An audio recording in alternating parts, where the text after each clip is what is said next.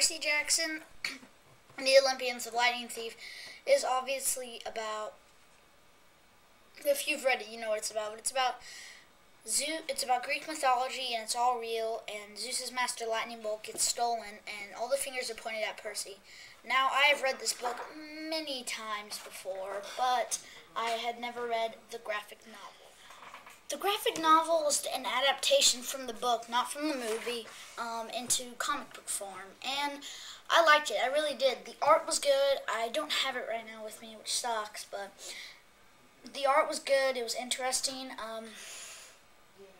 What I mean by it was good is it was like it was kind of coloring outside of the lines a little bit.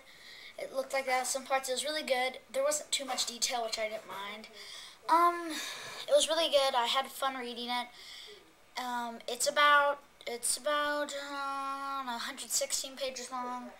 I don't know, but they cut out some scenes, like the scene with the three freaking Furies on the bus, and they just did the scene after that, and then they cut out the Medusa scene, which is kind of sad, and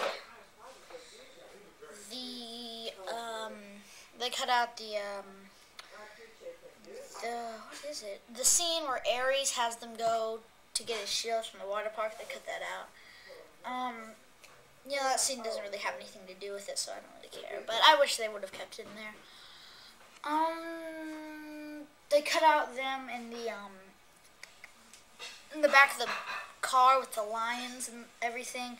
They changed it up. But anyway, good plotting, good story, good coloring, good writing. Please tell me in the comments if you read it and what you thought about it. Tell me if you just read the book, or just tell me really anything. And that's really all. So